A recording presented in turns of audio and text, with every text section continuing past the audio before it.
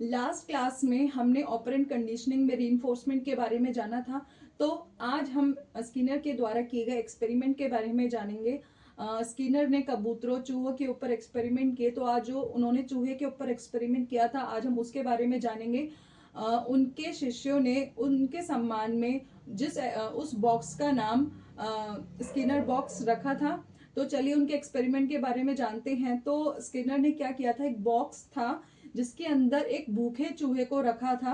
वो भूखे चूहे को उन्होंने रखा था, वो चूहा उसके अंदर आराम से घूम फिर सकता था। तो उस बॉक्स के अंदर एक लीवर था जिसको दबाने पर उसे दाना मिलता था। अब ऐसा नहीं था कि जैसे हम चूहे को बॉक्स के अंदर डाले सीधा वो लीवर के पास पहुंचे और लीवर दबते ही उसे खाना मिल गया। ऐसा नहीं था कि वो जाते ही लीवर दबाना सीख गया। तो क्या किया था कि बॉक्स के अंदर थोड़ी थोड़ी दूरी पर दाने रखे गए थे। जैसे जैसे वो आगे बढ़ता जाता था, जैसे मान लीजिए जैसे वो लीवर के पास पहुंचा तो उसे दाना दिया गया, लीवर को टच करने पर दाना गया, लीवर दबाने पर दाना दिया गया।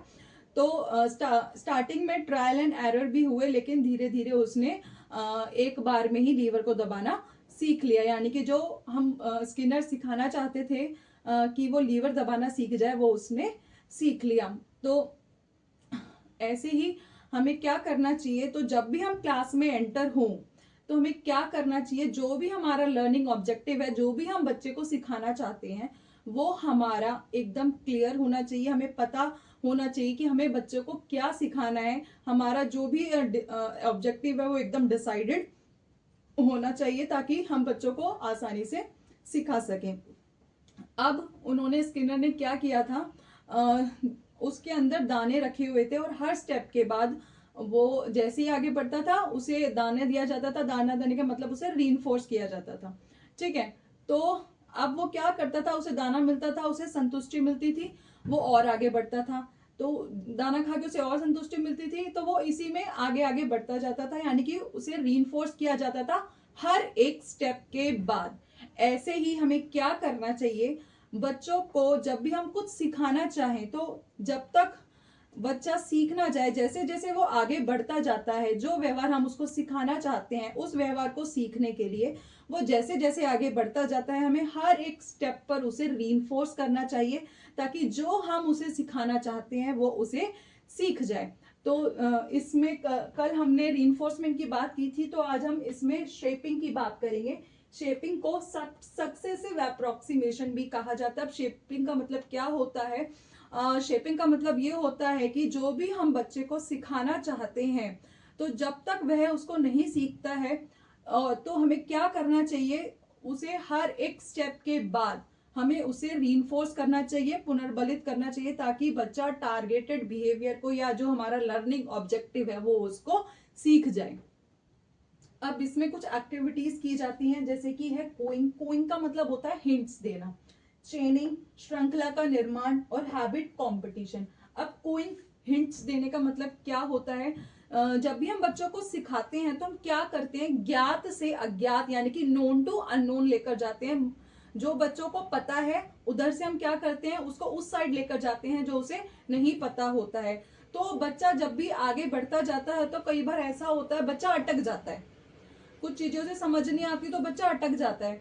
तो वो वहीं पर ना अटके, वो आगे बढ़ता रहे, तो हमें क्या करना चाहिए, उसे हमें हिंट्स देने चाहिए ताकि उन हिंट्स का यूज करके वो आगे बढ़ता जाए। अब सेकंड आता है चेनिंग करनी चाहिए। अब चेनिंग का मतलब क्या होता है, श्रृंखला का निर्माण। अब जैसे स्किनर ने क्या किया था, वो हर एक स्टेप के बाद क्या कर रहे थे, उसको रीइंफोर्स कर रहे थे, दाना दे रहे थे, जब तक कि उसने लीवर को दबाना नहीं सीख लिया। मतलब जो हम उसको टारगेटेड बिहेवियर था लीवर को दबाना, जब तक नहीं सीख लिया, वो उसको हर एक स्टेप के बाद क्या कर रहे थे, रीइंफोर्स कर रहे थे। तो हमें क्या करना चाहिए, जब भी हमें बच्चे को कुछ सिखाना है तो पार्ट्स को छोटे तो हमें क्या करना चाहिए, किसी भी चीज को छोटे छोटे पार्ट्स में डिवाइड कर लेना चाहिए। अब जब भी हम किसी भी चीज को छोटे छोटे पार्ट्स में डिवाइड करते हैं तो डिवाइड करने के बाद वो जो सारे पार्ट्स हैं, ऐसा नहीं होना चाहिए कोई पार्ट किसी और चीज का है, कोई पार्ट किसी चीज का है, वो सारे पार्ट्स क्या होने चाहिए, आपस में इंटरकनेक्टेड होने चाहिए। अब इंटरकनेक्टेड होंगे तो क्या होगा, जब भी मान लीजिए बच्चे ने अगर ये सीख लिया तो हर इसको सीखने के बाद, इस पार्ट को सीखने के बाद हमें उसे रीइंफोर्स करना चाहिए। जब हम उसको रीइंफोर्स करेंगे तो क्या होगा, वो आगे बढ़ना चाहेगा। तो क्योंकि उसे संतुष्टि मिली, उसे रीइंफोर्स किया गया, हमने उसको गुड बोला, एक्सीलेंट बोला, वेरी गुड बोला, या हमने उसे चॉकलेट दे दी, तो क्या होगा, उसको अच्छा लगेगा, रीइंफोर्स मिलेगा। रीइंफोर्स से क्या होगा, वो आगे बढ़ना चाहेगा। फिर उसे रीइंफोर्स किया गया। अब फिर वो नेक्स्ट पार्ट पे गया, उस पार्ट को कंप्लीट करने के बाद उसे रीइंफोर्स किया गया, और ये हमारा था टारगेटेड बिहेवियर, यानी कि ये हमारा ऑब्जेक्टिव था कि यहाँ से बच्चा धीरे धीरे इसको करना सीख जाए। तो हमने क्या किया, हम उस बच्चे को ये सिखाना चाहते थे, जो हमारा ऑब्जेक्टिव था वो ये था। इसको यहाँ तक पहुंचाने के लिए हमने क्या किया कि छोटे छोटे पार्ट्स में डिवाइड कर दिया, और उसको हम यहाँ तक लेके गए। और जब भी वो सही अनुक्रिया देता था, जब भी वो सही व्यवहार करता था, यानी कि जो भी वो करता था, जो उसकी अनुक्रिया थी वो सही होती थी, हम उसको रीइंफोर्स करते थे, तो जिससे उसको संतुष्टि मिलती थी वो, और उससे उसने टारगेटेड बिहेवियर को करना सीख लिया।